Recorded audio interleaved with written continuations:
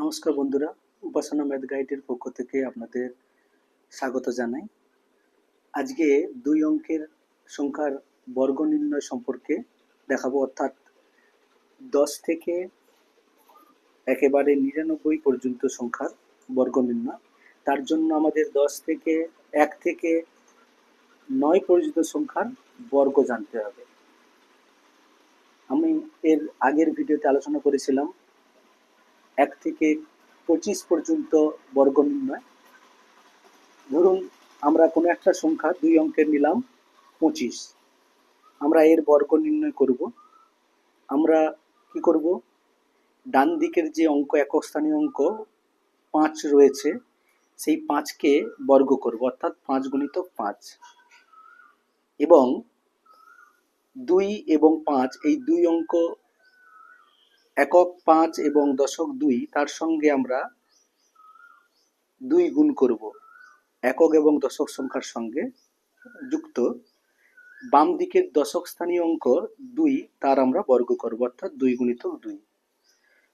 কি পাবো তাহলে? 5 5 25, আমরা নেব 5, হাতে থাকবে 2, অর্থাৎ আমরা ক্যারি করব 2, এবং 2 দুগুণে 4 5 20, এর গুণফল 20, এই হাতের 2 নিয়ে 22।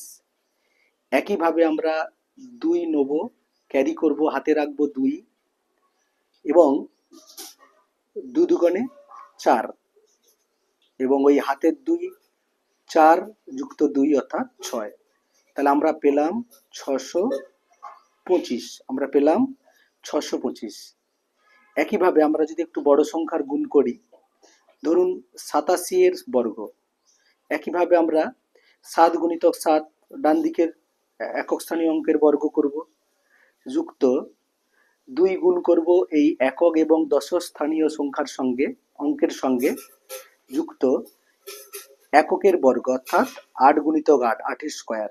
তাহলে পেলাম কি? 7 7 49, আমরা 9 নেব, হাতে থাকবে 4, অর্থাৎ ক্যারি করব 4, এবং এরপরেই 8 দুগুণে 16 7 112, এবং 4 116। একইভাবে আমরা এক ঘর নেব, 6 নেব, হাতে থাকবে আমাদের 11।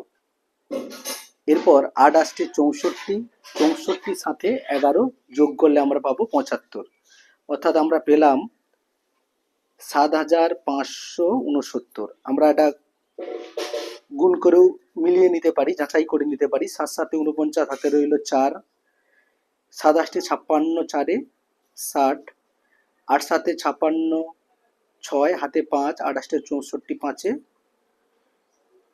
64, 5 69, 9 6 9 6 15, 5 হাতে 1 7, অর্থাৎ মিলে গেল। অর্থাৎ আমরা 1 থেকে 99 পর্যন্ত সকল সংখ্যার বর্গ আমরা এইভাবে করতে পারি।